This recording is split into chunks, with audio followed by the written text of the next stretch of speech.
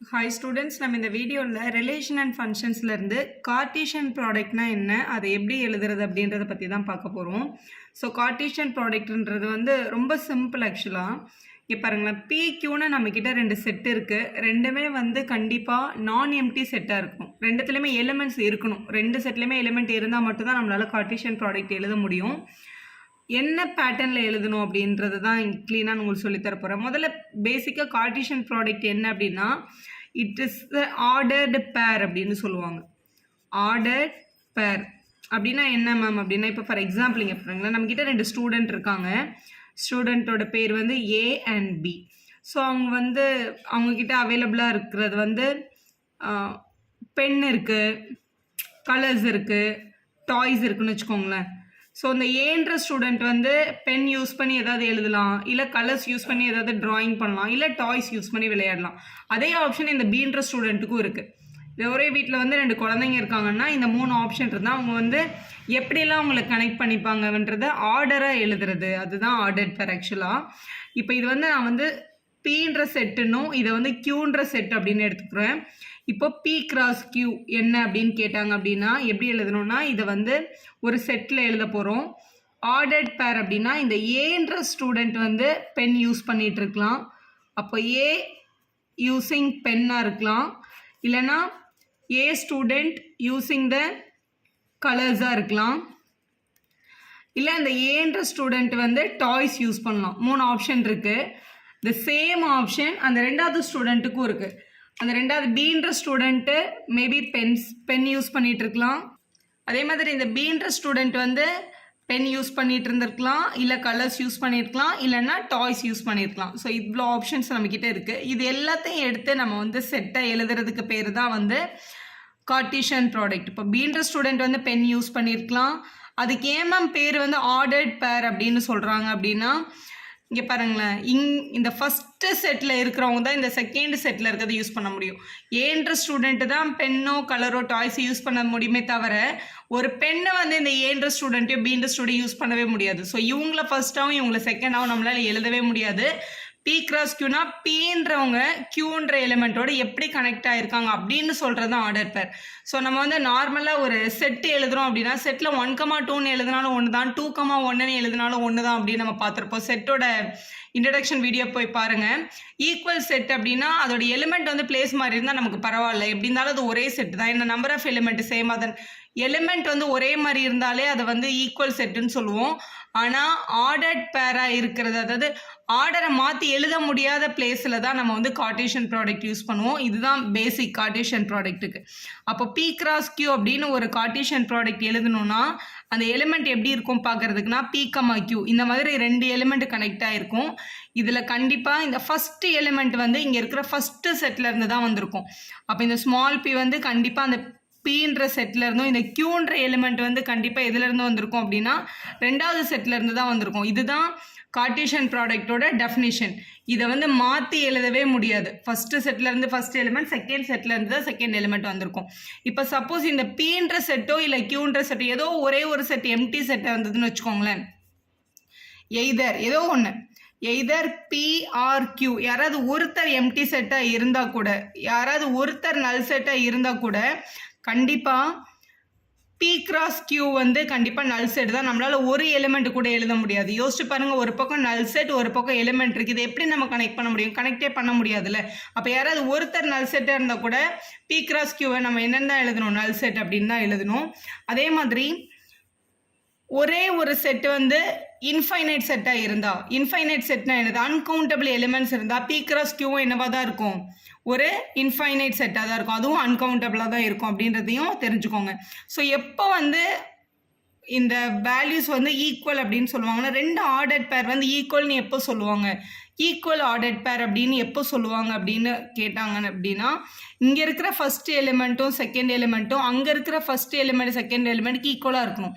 இந்த ஃபஸ்ட்டு 2 பேரும் ஈக்குவலாக இருக்கணும், இந்த செகண்ட் 2 பேரும் ஒரே மாதிரியாக இருக்கணும். அப்போ தான் உங்களை ஈக்குவல் ஆர்டர் பேர் அப்படின்னு சொல்லுவாங்க. இந்த ஈக்குவல் ஆர்டர் பேர்ன்றது இதில் என்ன மேம் இருக்குது, இது பார்த்தாலே தெரியுது அப்படின்னு நம்ம யோசிக்கிறோம். ஆனால் இது ரொம்ப இம்பார்ட்டண்ட். ஏன்னா இதை பேஸ் பண்ணி நம்மளுக்கு கொஸ்டின் கேட்பாங்க. இப்போ ஃபார் எக்ஸாம்பிள் கொஸ்டினில் x + 1 y minus 2 equal to 3, 1. Then find the value of x and y அப்படின்னு கேட்டாங்கன்னா ஸோ ஒரு ரெண்டு ஆர்டர் பேர் ஈக்குவல்னா டெஃபினட்டாக அதோட கரஸ்பாண்டிங் ஃபஸ்ட் எலிமெண்ட்டும் கரஸ்பாண்டிங் செகண்ட் எலிமெண்ட்டும் கம்பல்சரி ஈக்குவலாக தான் இருக்கும். அப்போ இந்த x + 1 வந்து ஈக்குவல் டு 3ன்னு எழுதிக்கலாம். இந்த y + 2 y minus 2 வந்து ஈக்குவல் டு 1ன்னு எழுதிக்கலாம்.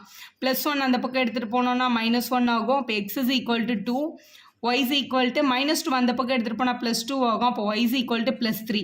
அப்போ x is equal to 2, y is equal to 3 அப்படின்றது தான் அவங்க கேட்டிருக்க கொஸ்டினோட கரெக்டான ஆன்சர். ஸோ இந்த மாதிரி நடுவில் ஈக்குவல் டு சிம்பிள் கொடுத்துட்டு இந்த மாதிரி மிஸ்ஸிங் வேரியபிள் கேட்டாங்கன்னா இந்த மாதிரி ஈக்குவேட் பண்ணி தான் நம்ம ஆன்சர் பண்ணணும்.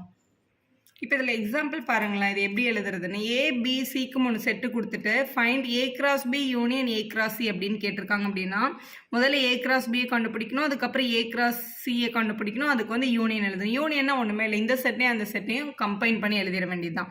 முதல்ல A cross B எழுதலாம். A cross B எழுதுறதுக்கு A cross Bனாலே ஆர்டர் பேர்னு அர்த்தம். ஃபஸ்ட்டு எலிமெண்ட் ஏல இருந்தும் ரெண்டாவது எலிமெண்ட் பியில் இருந்தும் எடுங்க. இதுதான் ஏ, இதுதான் பி.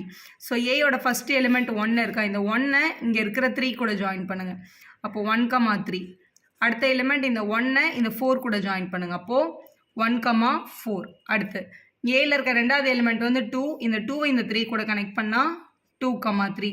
அடுத்து இந்த 2 எடுத்து இந்த 4 கூட கனெக்ட் பண்ணால் 2, 4. ஏல இருக்க ஒரு எலிமெண்ட்டையும் பியில் இருக்க எலிமெண்ட்ஸோட கனெக்ட் பண்ணி எழுதுனா அதுதான் A cross B. இது 3 இருக்குது, மறுபடியும் இங்கேயும் 3 இருக்குது. அப்போ 3, 3. அடுத்த எலிமெண்ட் 3, 4.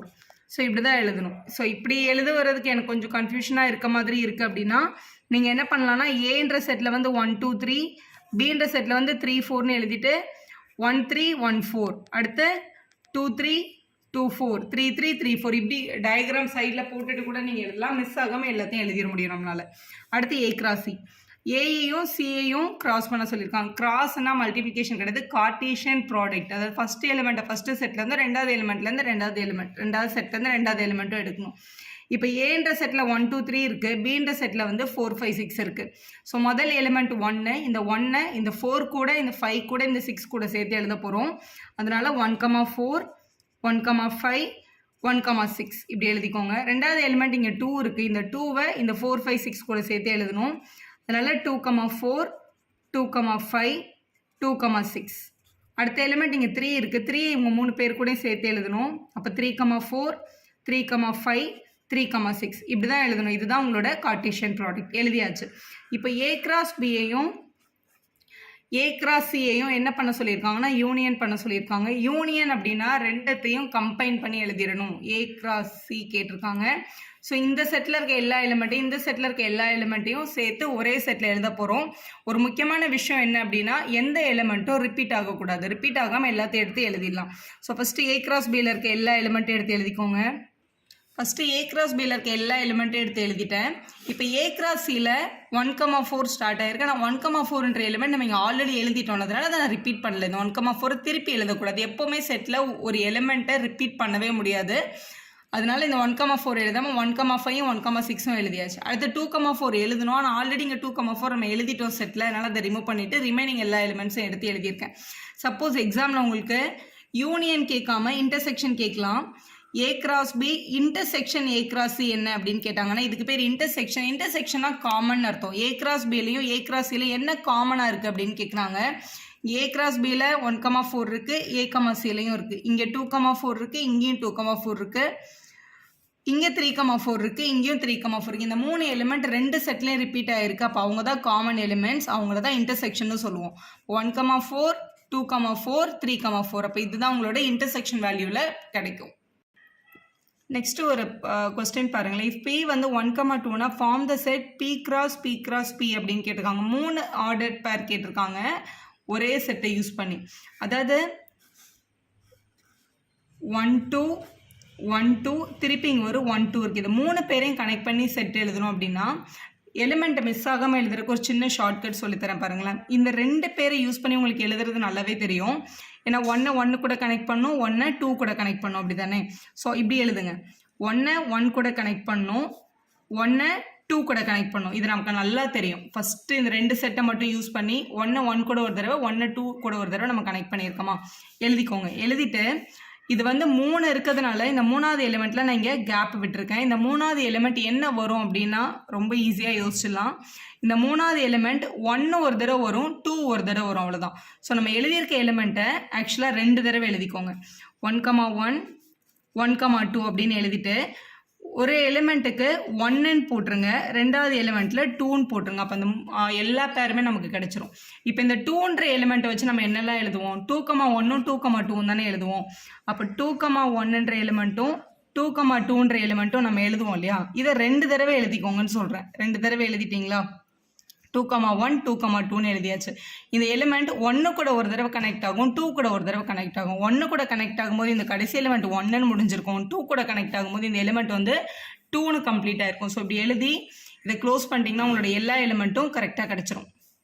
ஸோ இதுதான் அவங்க கேட்டிருந்த P cross Pயோட செட். இது மாதிரி 3க்கு என்ன கேட்டாலும் 2 எழுதிட்டு அந்த 3rd எலிமெண்ட்டை செகண்ட் டைம் எழுதி கனெக்ட் பண்ணிங்கன்னா கரெக்டான ஆன்சர் கிடைக்கும். வீடியோ யூஸ்ஃபுல்லாக இருந்தால் ஒரு லைக் போடுவோம், உங்கள் ஃப்ரெண்ட்ஸ்க்கும் ஷேர் பண்ணுங்கள். Subscribe channel for more videos.